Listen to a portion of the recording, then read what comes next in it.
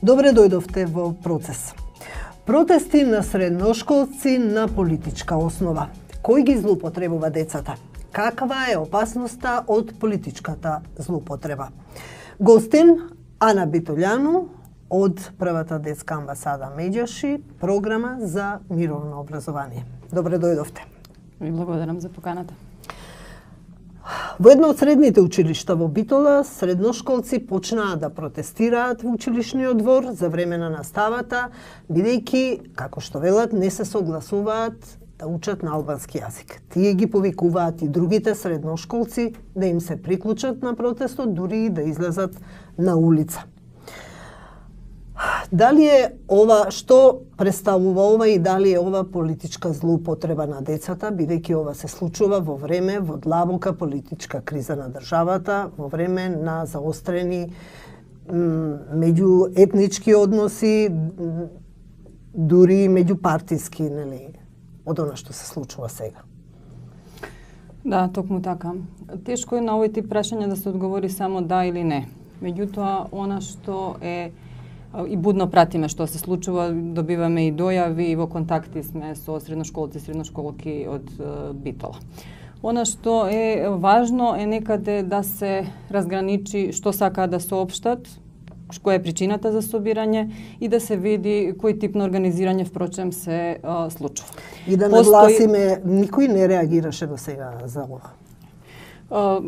Штом постои ваков политички контекст кој што е сензитивен, постои сомневање дека младите би можеле да бидат искористени во политички цели. При тоа правиме раздвојување помеѓу младите да се бават со политика, што го поттикнуваме и поддржуваме, меѓутоа не да туркаат партиски или политички агенди на одредени политички партии по било кој основ. Ние треба да ги поттикнуваме, да учат да ги артикулираат своите ставови, да бидат критички мислители, да бидат активни граѓани и граѓанки на оваа земја, меѓутоа тоа нужно подразбира да биде автентичен нивни глас и простор да се слушна кои се незадоволствата, зошто се и на кој начин ќе се носиме со последиците на тие незадоволства. Која е опасноста од ваквата злоупотреба или манипулација, ако може да се нарече? Базично ги нарушува сите односи во општеството на многу нивоа, некаде. Од една страна не отвара простор за диалог со било која инволвирана страна во случаевите кои што ни се пројавуваат, ги учи на послушност и на пасивност и впрочем ги оттргнува од она што би било нивно право на изразување собствено мислење. Младите може да бидат и треба да бидат загрижени за низа политички прашања. Впрочем и за прашањето со јазикот со нив треба да се разговара, меѓутоа на адекватен начин и начин кој што впрочем не ги мобилизира во една рекла деструктивна насока на чувство на загрозеност, закана и така натаму. Загрозена ли е безбедноста на младите, на учениците во една ваква ситуација? Од друга страна, ако едни средношколци сега протестираат во едно училиште, битолско училиште македонци, од друга страна ќе може да се јават протести и на другата страна. Сигурноста би требало да им ја гарантираат возрастните институциите. Тие би требало... Кој е требало... одговорен во оваа ситуација во училиштето? Па пред се прва инстанца е училиштето. Институцијата. Да, самото училиште, а понатаму понатаму и родителите претпоставувам. И родителите и самото Министерство за образование и сите релевантни чинители кои што се бават со младите. При тоа треба да им се овозможи, значи не насилно да се прекинува, ниту да се тераат. Тоа е само другиот аспект на истото однесување, некритичко и послушно. Практично треба да се види што се случува, зошто се случува и кои се поконструктивни начини на влегување во диалог, дискусија за тоа што евентуално ги мачи. Вие се обидовте ли да разговарате со директорот на ово училиште? Изреагиравте ли, бидејќи имавте едно соопштение во кој предупредувавте на опасноста од ваквите протести? Се обидовте ли да стапите во контакт со некој од училиштето? Не, директно не. Се уште сме во фаза на обид да превентивно делуваме, да не покренуваме представки или било која поинаква форма на решавање на овој проблем. Сакавме впрочем да изразиме дека сме загрижени да подсетиме дека треба да се разграничува младинско учество од злоупотреба и манипулација и да поттикнеме одговорност на сите други чинители кои што се вклучени во овој процес или ги тангира на било кој начин. Од таму е некаде и соопштението. Ние веќе известно време во јавноста сме под притисок на закани од војна, тензии, ке има, ке нема. Се што политички се случува, впрочем, неминовно и нужно ќе се пресликува и на младите, на децата, и на односите апсолутно. на младите од една етничка група кон друга етничка група. При тоа, она што треба да имаме на ум е секако дека ова може лесно да се престори во етнички ексклузивитет во однос на државата. Едните ја напаѓаат, другите ја бранат. И тука би можело да биде пореметено до степен на тешко справување и на враќање на било какви односи во ситуација во која што веќе постои ниско ниво на доверба и малце простор за дружење и средба помеѓу младите. И тоа е тоа што се случува деновиве. Во една ваква длабока политичка криза, во едни создадени тензии, имаше неколку инциденти. Прво на девојка и беше тргана шамијата. Имаше еден инцидент во центарот на градот, насилници ја тргале шамијата. После тоа имаше уште 2-3 инциденти пред Вероцентар, во автобус пред транспортниот центар, каде што беа напаѓани македонци од страна на деца албанци. Ако погледнете, секој пат кога има тензии од овој вид, паралелно тргнуваат физички насилства и пресметки Меѓу децата. Да, како во училиштата, така во близина на училиштата, така во населбите, така во местата или деловите од градот каде што живеат или скачаат млади од различни етнички групи.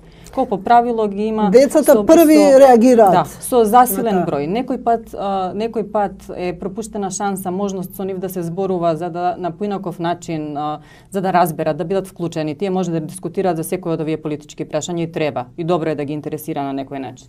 Меѓутоа се навраќаме повторно на кој начин ќе се артикулира тоа незадоволство, страв, закан.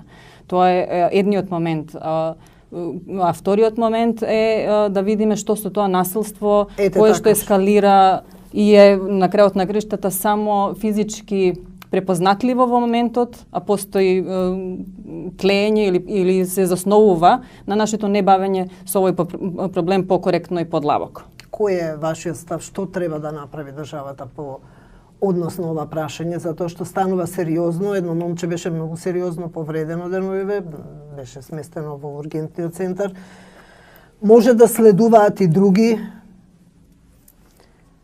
Да, и за очекување се. Ова не е со намера да се создава било каква клима на страв, меѓутоа може да видиме и статистички може да се види дека кога има некакви превирања општествени, младите реагираат на насилен начин. Некој пат се и поттикнувани, како од фигури кои што им се авторитети или важни во таа фаза од животот, така до сами, некој пат дури и самите наставници каде што се на училиште или родители. Со тоа однесување би требало да бидеме внимателни и да го осудуваме без оглед од кого доаѓа. Ние викаме дека најдобро посакуваме на младите и децата, меѓутоа се однесуваме на известен начин неодговорно кон генерациите кои што доаѓаат. И им оставаме еден свет и едно општество со проблеми не во фаза во која што ние кога сме биле млади сме го добиле, него ги оставаме со битно поголем багаж, непознавање, страв, чувство на неприпаѓање, кој и сите тие фрустрации тие на некој начин агресивно ги манифестираат кон своите врсници. Дури и напаѓачите, врсновинарите не беа малолетници, меѓутоа беа млади луѓе кои физички ги нападнаа новинарите неодамна на протестот. Што вели Конвенцијата за правата на децата по овој однос? Имаат ли право да излезат на протест?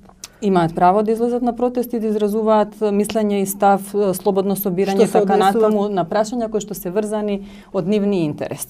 И истовремено повторно се навраќаме дека треба да им биде обезбедена максимална безбедност во условите во кои што тоа се изведува. Теоретски да кажеме сега, дури и да биде и протест за вредносно нешто за што се согласуваме, ние се уште мора да гарантираме, да кажеме, слобода на јавно зборување или вклученост на млади во донесување одлуки, нешто што е во нивни примарен интерес. Ние сепак би морале да обезбедиме да нема закани од насилство и сите потенцијали доколку има да сме спремни како би можеле да бидат решавани. При тоа повторно напоменувам, добро е да се интересираат. Лоше е начините на кои што можат да доведат необрнување внимание на ненасилството како клучна вредност во работењето со млади. Што е со носењето на деца на партиски митинзи? Како декор на мали на деца? На партиски митинзи сме исклучително против. На други видови на собирања, кои што не се само за бројка и за став на политичка партија, сакаме прво да се размислува за безбедноста на децата, второ да кажуваме тоа е родителско право, меѓутоа со родителското право обрнете внимание на сите безбедоносни причини и трето кој што е можеби и најважно објаснување зошто сакаме да бидат со нас. На прва возраст кога што може да се разбере или прилагодено на возраста да се разговара со децата што застапуваме, кои идеи застапуваме, вредносно што ни е важно и негде да се трудиме децата да ги израснеме не во наши реплики, меѓутоа нормално е да споделуваме систем на вредности кои што се пренесува, нели? На нивен начин да знаат зошто се таму. И да не ги тераме да не ги носиме повторно со сила, доколку сака, доколку има потреба, доколку е родителското право запазено во смисла да се оди. Јас повторно ќе се вратам на случајот со средношколците. Имате ли сознанија кој, како, што го организира тоа? Немаме конкретни сознанија, впрочем, само некаков вид на загриженост од надвор, што впрочем може да се види. Може да се видат Facebook страни кои што пропагираат единство по етничка основа. Некаде може да се видат реакциите на закани, поттикнување. Но тие протести на децата се случуваат во исто време со протестите на возрастните во неколку градови во државата. Па тоа би требало најмала рака да не загрижи и да видиме на кој начин се поврзани и што впрочем е агендата на едните и што би била агендата на младите. И дали тогаш доколку младите искачаат како поддршка, искачаат да кажеме како одреден подмладок или искачаат своеволно, слободно организирано. Дали некој ги манипулира, дали некој ги форсира на тоа. Јас ќе ви замолам уште еднаш пораката во однос на родителите, на учениците, на училиштата.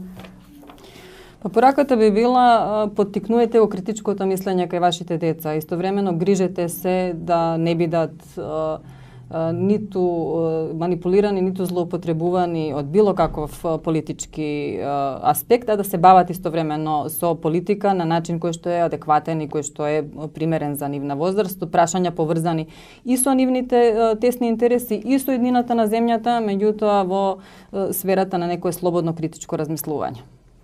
Ви благодарам на разговорот. Благодарам на поканата.